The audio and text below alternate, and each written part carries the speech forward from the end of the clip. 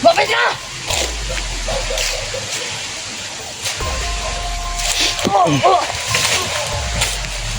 Laya ka rin dyan! Kuya, patay na. Ha? Patay na po. Puro pang buhay, oh. Ha? Mabayad ka sa ginawa mo! Oh! Oh!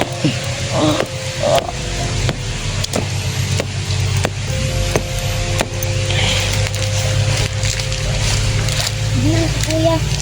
Meron ka bang do? Naman.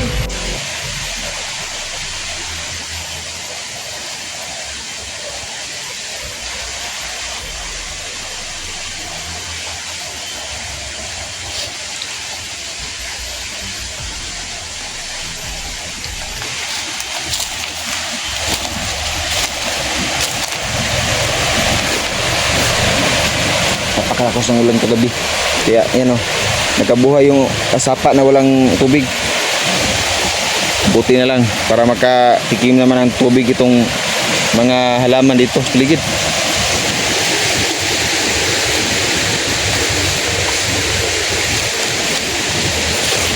Kuya, meron ka bang napapansin dito, kuya? Wala. Oo nga. Meron nakakaiba. May kakaiba kang nararamdaman? Anong nararamdaman mo? Mga sugo ni Supremo. Sugo ni Supremo? Sus, Ginoo ko. Magaling ka. Isa kang batang may angking galing ba? Tama nga yung sinabi mo. Nandito nga, oh. Mayroon ngang kalaban.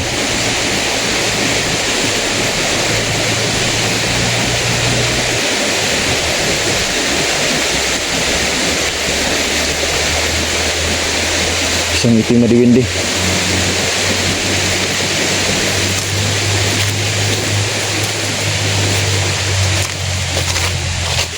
Sige.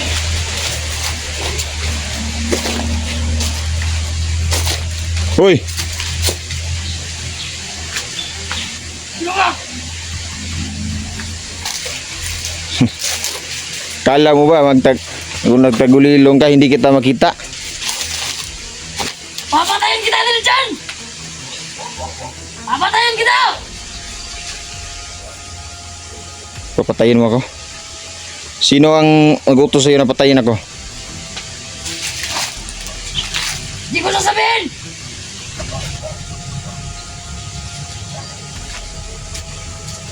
Malakas yung loob mo ba? Malakas yung loob mo. Alam kong meron kang sakit sa katawan. May mga butoy-butoy na nitubo sa imong lawas. Yan ay nangyari dahil isa kang alagad di Supremo.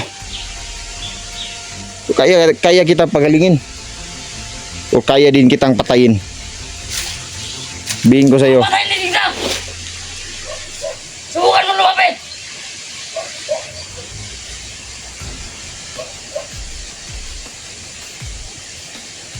Sa ato pak, malakas yung loob mo na kaya mo kong patayin.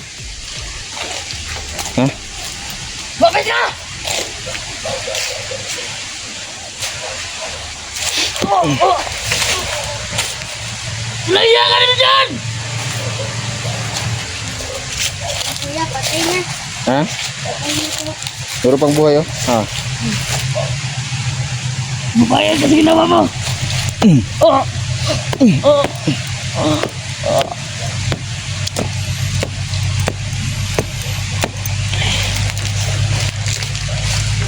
Hindi na si kuya. Meron ka bang do?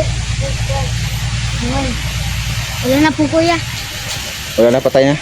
Patay na.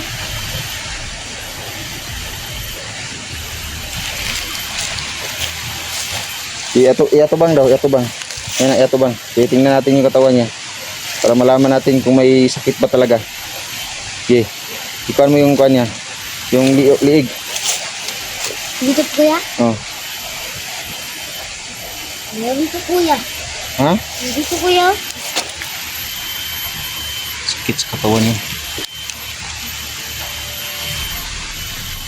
Isang bata pa to. Ang hypnotize ng kalaban. Yun. May sakit nga sa mga doon. namumula yung kanyang katawan mga idol dahil meron po siyang sumpa no, na nilagay si Supremo sa kanya. So titingnan natin mga idol kung kaya natin gamutin. Dahil alam mo mga idol, itong martilyo na ito, meron itong kapangyarihan mga idol na gamutin ang mga klaseng sakit. Yung napatay natin mga idol, hindi yung kanyang katawan mga idol, kundi yung espiritu na naghihintay sa kanya. So ang misyon natin ngayon mga idol, tulungan natin kung hanggat maaari. Dahil kawawa yung mga bata, no? So tulungan natin ito mga idol.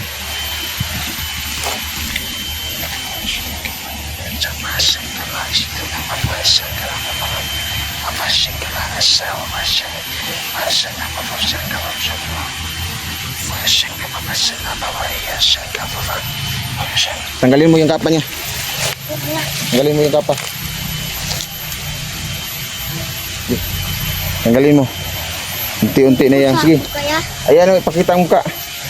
Huwag mo ipakita yung muka. Sige, tanggalin. Tanggalin yung kapa. Dahil yung kapa na yan ay meron niyang dalang kapangyarihan ng Supremo. Sige. Buhay pa yan. Buhay pa yan, oh. Buhay pa yan.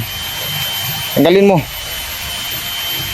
Tulungan natin yung mga bata mga idol. Tulad dito, nasa mga edad nito, mga 15 anyos to mga idol. Edad na to. Malaki-laki na. Pero, ayan mga idol. Tulungan natin na mabuhay uli. Tanggalin mo yung sa ulo niya. Tanggalin mo yung sa ulo niya. Sinapian kasi ito ng itim na kuwan, itim na diwindi.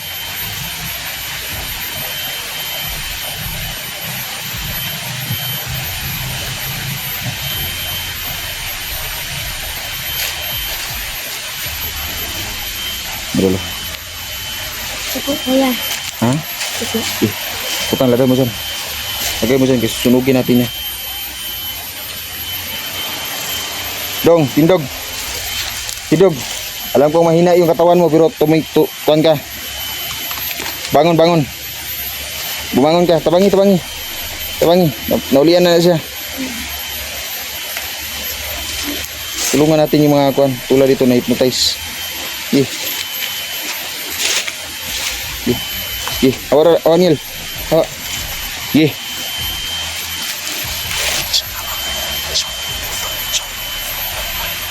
Ngayon, maalala mo na kung sino ka. Kung alam mo kung sino ka, tumakbo ka. Puntahan mo sa pamilya mo. Sige, bilis!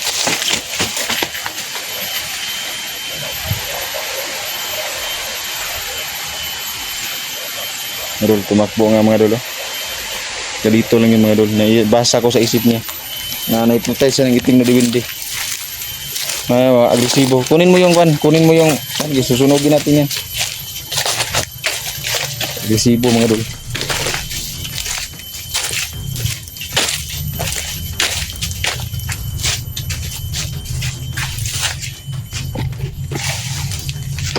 Sabihin ko sa inyo, Daniel, itong kapa na to, nasunog natin to para Hindi na makasapi. pasapi yung kalaban. Mas marami yung kalaban natin pag makasapi pa ito. Alam mo ba yun?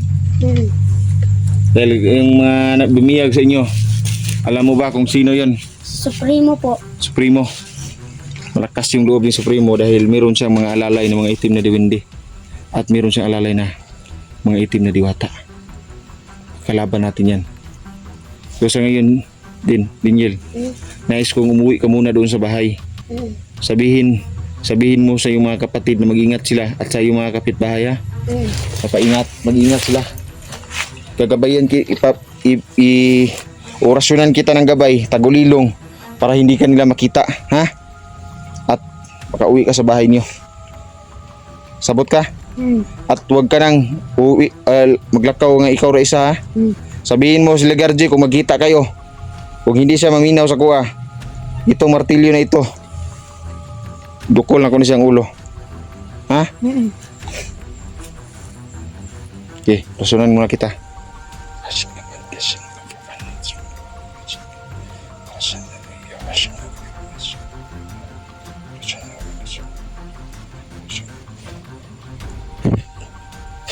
Yeah, ikaw ka na. Bakal ka na. Sige na, ikaw. Mag-ingat ka, ha? Sama ko mga gabay. Kasama mo ang mga gabay ko. Mga idol. Kumpiyansa tayo mga idol dahil alam naman natin na puputiktahan ng mga gabay natin. Yung mga bata mga idol. At lalong lalo na yung mga alaga natin. Yun mga idol. Sabay ng paghanap natin sa mga vlogger. Hanapin natin si Sulo. Dahil nakita nyo sa isang video ko mga idol. Na si Sulo ngayon ay nabihag po at naitutize, no, ang kanyang isipan ng isang itim na diwata na alagad ni Supremo. Marami sa kanila mga idol. Sa kanila ay nag-hypnotize lang sila mga idol. Sobrang kawawa po nila. At sabihin ko sa inyo mga idol na itong ginagawa natin mga idol, gagawin natin to ng buong puso. Ubusin natin ang mga kalaban. Kahit na maglakad lang tayo mga idol, at tayong pagkasulina, gagawin natin dahil gusto natin makatulong. Ubusin natin sila. Gagawin natin ang lahat pang maubos silang lahat mga idol. Sabihin ko sa inyo mga idol, si Supremo ngayon ay tuwang-tuwa mga idol dahil may mga bata na naman nabihag sila galing sa eskwelahan. Kasi nag-aaral yung mga bata ngayon, oras na pasukan ngayon mga idol. Ito ang pinakadelikadong nangyari dito sa amin mga idol. At gagawin namin ang lahat mga idol para masugpo namin itong mga kalaban na to.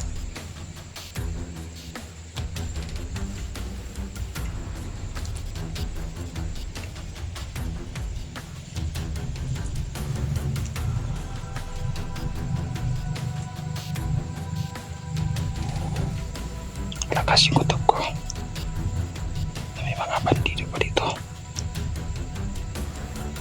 Husayin natin sila. Nakikita ko ang kanilang mga aura. Nararamdaman ko ang kanilang mga pintig ng kanilang mga puso mga dol. At ang kanilang puso ng kanilang mga isipan. Kasamaan mga dol. Nakikita ko mga dol. Nalasa ko ang kanilang mga isip. Papatayin natin sila. Ngunit kung meron tayong maligtas mga dol, ligtas natin.